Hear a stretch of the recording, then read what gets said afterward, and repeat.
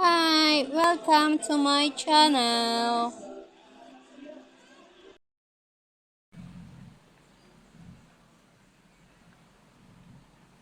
Grabe ang init guys. Oh, galagitik. Kanina, sobrang kulimlim. Ngayon naman, sobrang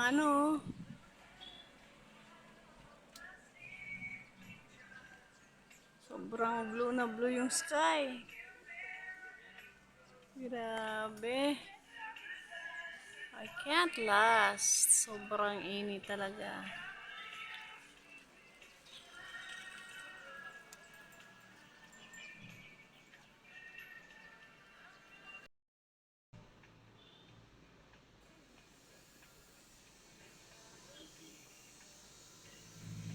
Sobrang init guys, kaya ingat tayo.